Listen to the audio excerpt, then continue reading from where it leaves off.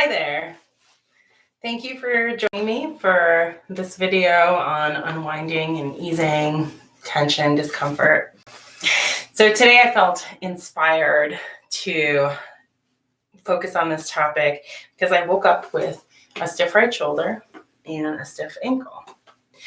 And I was thinking about how, what that indicates and how we unwind stuff through the body as a whole.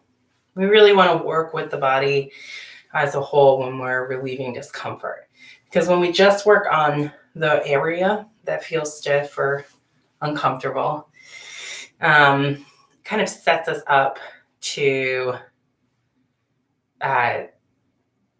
feel that way again, right? That kind of provides what I think of as an Advil relief, a temporary relief that gives us a relief from pain for a little while, rather than actually removing the pain and creating more comfort and balance within the body. So I've got a doorway here because when something is going on with the shoulders, doorways create really great opportunities for stretching. Now, I am tall, so I'm going to be able to reach up, but no matter what you're working with, you always want to stay in that range of comfort. So on that 0 to 10 scale, we want to stay, comfortable. So I think of it like around a 4. 6 is like pushing pretty hard against the boundaries. And I think of a 7 as when we really have to struggle to breathe through in order to stay with the move. And ultimately, that indicates that we're doing too much because that struggle is itself tension that we're putting back into the body. So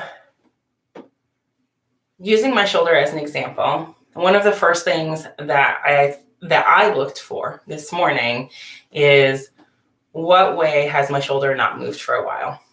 And I have been studying a lot this week. And so I've been in this position. And since I'm 6 foot, I haven't had a lot of cause to reach up. And that is a great first step. What direction have you not explored in your range of motion recently is a great guiding question to point you to what motion you probably need more of in order to create balance in that joint or area, depending on what you're working with. Because these tips and techniques can be applied to any tension or discomfort in the body. So to start today, I'm going to just start by reaching up and making sure that my feet are about shoulder width apart and that my knees are gentle, like they're not locked. They've got a bend in them. And I'm going to just start to rock up onto my toes and back onto my heels.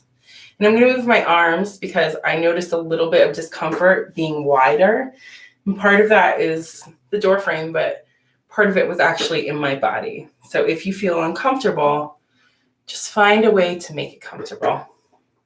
If you need to be seated because standing is hard for you, then go ahead and just, rock on your seat bones. Again, just imitating this forward and back. And allow your arms to be up. I think having our arms up is something that many of us do not do very much. And so it's a great place to start to see if it feels like a stretch.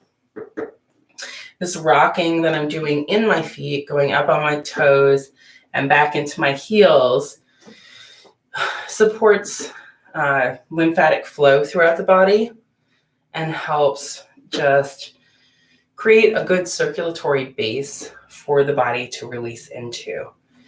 It's also actively warming me up, which helps make the tissue more pliable, more ready to stretch, more ready to release and relax.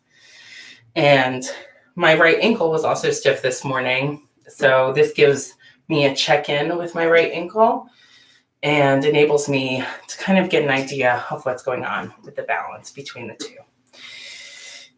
Because anything that's happening in one part of our body is really echoed to other parts. Connective tissue is amazing that way.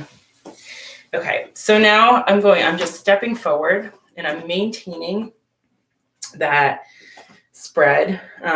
My feet are still shoulder width apart and I've still got bent knees, and I'm not leaning forward into this.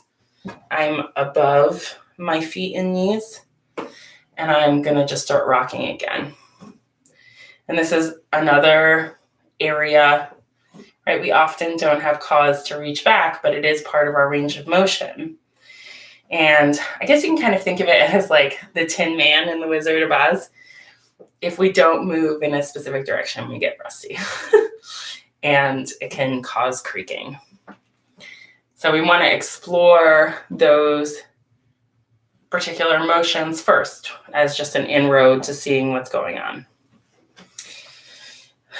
So now I've warmed up in a couple of different ways, and I'm gonna use my other hand, in this case my left, to just kind of explore this attachment area on the front of my shoulder. And so I'm just holding with, I guess this pressure, the intensity of it for me feels like a 2 or 3, so pretty gentle because I'm gonna move. And in order to hold it firmly, I need to stay pretty gentle because at different points it's gonna increase. Like here, it feels like a 4 or a 5 to me, even though I'm using the same amount of pressure.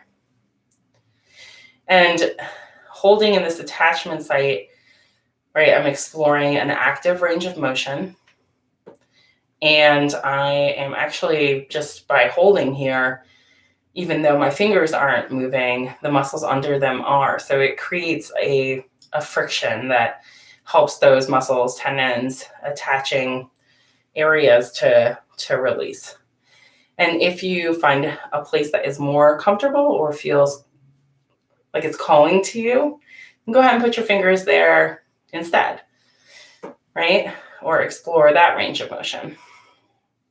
It'll be slightly different, even an inch, even a 1/4 of an inch, an 1/8 of an inch affects which attachments you're pressing. So it will create a different dynamic. And because I want to stay balanced, I'm going to explore it on the other side. And actually, my left side feels tighter than my right side did, right? So this is a great way to explore, like I've talked about in other videos, the muscles that complain are often the muscles that are overworked and not necessarily the muscles that are having the issue, that are the root of the problem. And so exploring them can lead to surprises, like finding that it's not actually the side that hurts that is carrying more tension. All right, now I'm going to go back into my hips because I had at the top and low ends of my right side stiffness, which indicates that I've kind of got an imbalance up and down, right? So I'm just going to shift forward with my hips and then shift back, shift forward, and shift back. Putting your hands on your hips can help you kind of ensure that you're isolating. So that's really your hips that are moving rather than, like, this motion could easily come from my shoulders, right? But it looks a little different and it absolutely feels different. Now I'm going to go side to side. And then I can feel some stretches happening. Actually, my left side feels stretched when I go this way.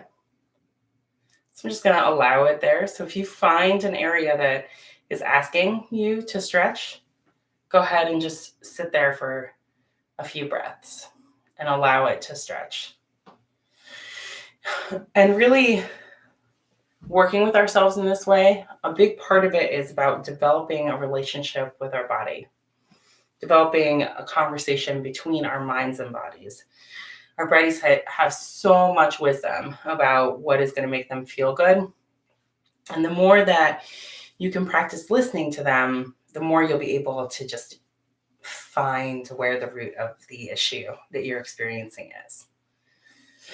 Excuse me. So Now I'm gonna go into my ankles, and I'm gonna use the door frame to support me. It's most comfortable for me to be here.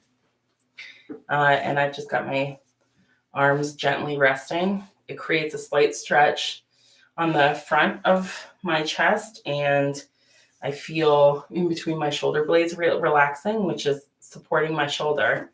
But from here, I'm just going to go ahead and do the alphabet with my feet. So this, I'm going to rebalance.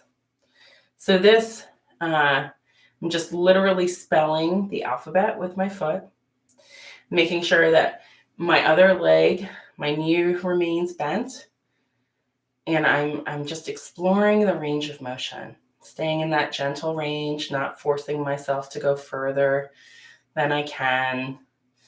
I feel like I'm losing track of where I am in the alphabet because I'm talking. But what's really important is just exploring the full range of motion, and the alphabet helps to do that. And again, if you find a position, a direction that feels good to stretch in, then pause for a couple breaths and stretch in that direction. And you always want to check both sides because we're looking for balance.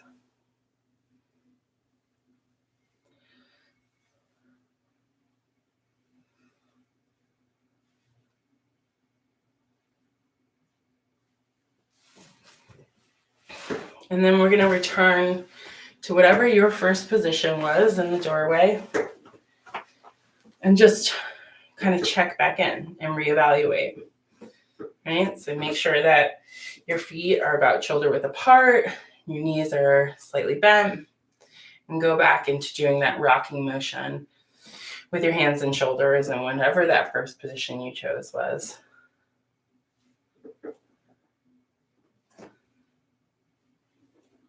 And I can already feel a large amount of release and relaxation has happened. This feels very different than it did the first time. Thank you for joining me. Those are just today's tips and techniques for unwinding the body and moving back into comfort and out of discomfort. Join me next week at 12:30 p.m. Eastern Standard Time for another video. I love you. I love me. I love us. I'll see you soon.